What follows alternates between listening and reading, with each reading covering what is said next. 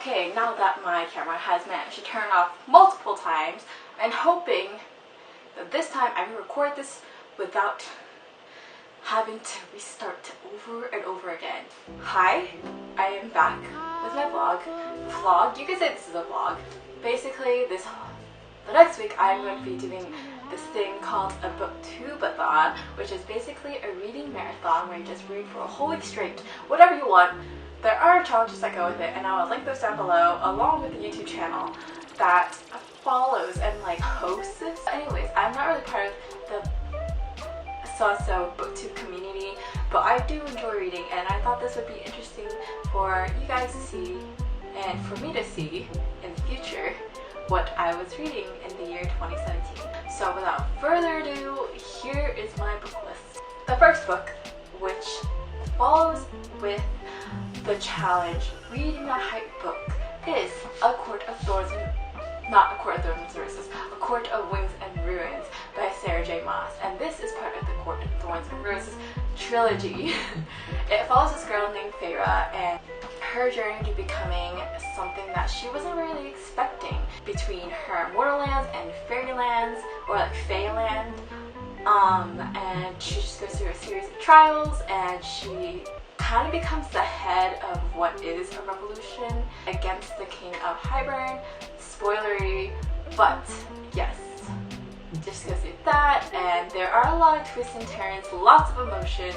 I already read the series, but I want to reread again because I was in this reading slump where I couldn't really get into reading the other books that I wanted to get to this summer. So I'm just going to be reading it just to see if I could move it along and make me want to keep reading. So I'm really excited about this, and the cover is so nice. I like it a lot. I like the art. It was actually taken from fan art.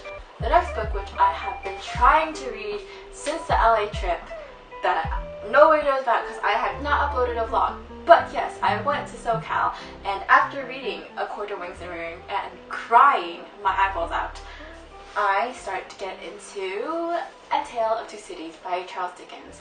I've wanted to read this for a really long time, and I was really excited senior year just so I could finally get to the book because I've heard, I don't know, I just was really excited to read this for some unknown reason that I really don't remember why I was so excited to read it. But we never got to read it, so now I'm reading this on my own. I got this copy from Books Inc., which is our local bookstore.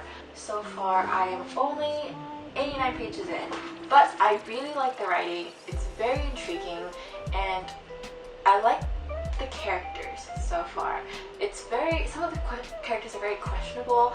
I'm not quite sure what the entire plot is, which sounds really stupid, but it follows a bunch of different characters during the French Revolution times. I am excited to try to finish this. I put this on my Instagram, so I need to finish this. The next, which kinda is the book, please the challenge for reading a book with a person on the cover, is Glimpse by Caroline Lynch Williams. I picked this up at a used book sale, so I'm not quite sure what this is about. I just picked up this and her other book, Waiting, but I read Waiting in another book.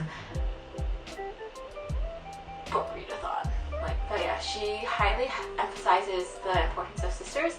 So the story follows two sisters named Hope and Lizzie, I believe. They have secrets that they don't tell each other, and all the secrets in this book will be unraveled as you keep reading.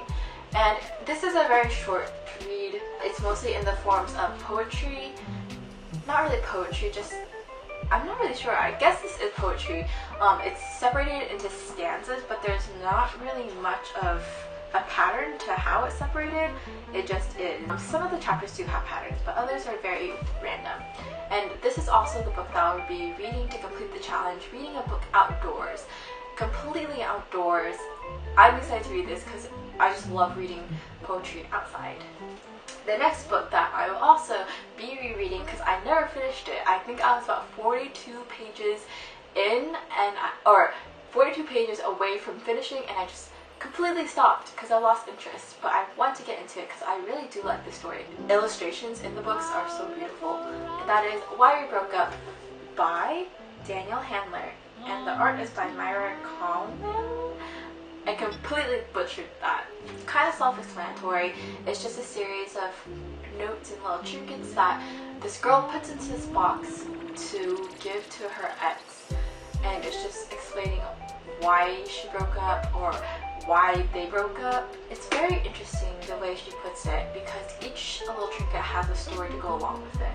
Fairly large font and there's a lot of space, so I feel like I could get through this pretty quickly. There's like 300 something pages in it, and usually I could blast through this pretty quickly.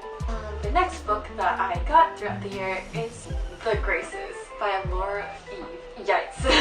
This is a very pretty cover. I picked this out solely for the cover, so I think it completes that challenge. But it basically follows 3 siblings, Fenrin, Talia, and Summer.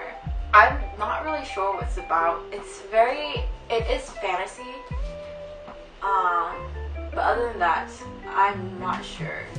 Each sibling has their own story, so I guess it just follows that throughout the book and what happens to them, as well as this other narrator named River. But River wants to become a Grace, and I'm not really sure what a Grace is, but I will link my book review down below, or I'll link my Goodreads so you can see my book reviews.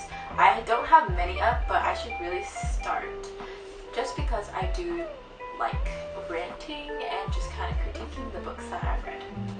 The next book that I also started reading and never finished is Ready Player One by Ernest Cline. I also picked this up when it was on sale. I've heard lots of great things. As you can see, I have a bookmark in it that I never finished.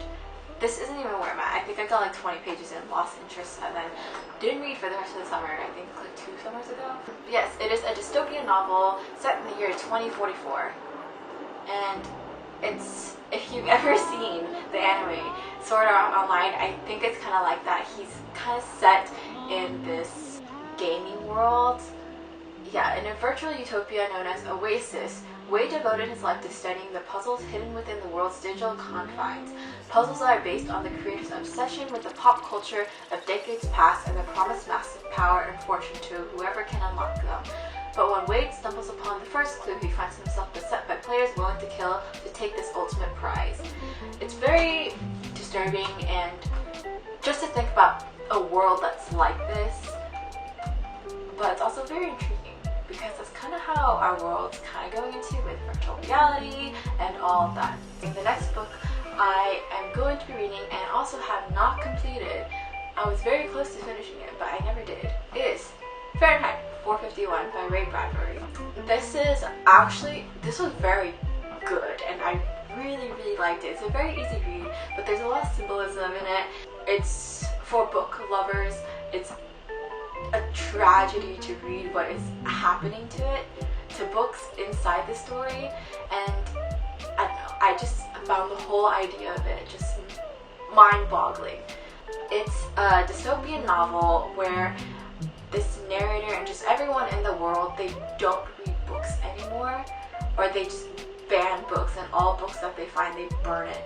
And that's kind of why there's matches on the front, because they just burn all the books. And this one guy, the narrator, he tries to save the books, but it's very weird for him, and it's a very dangerous position for him to be in, because he's a firefighter who don't really fight fires anymore. Instead, they start the fires for the books. That's basically the premise of it. I don't want to get into any of the details because I really highly recommend this, even though I did not finish.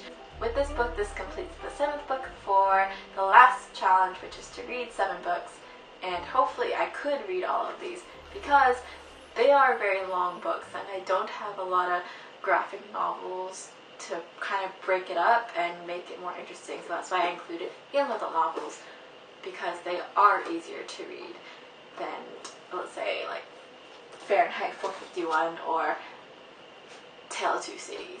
There is a lot of symbolism in them, and all books have symbolism, just those are very dense in symbolism, and there's a lot of meaning that I do want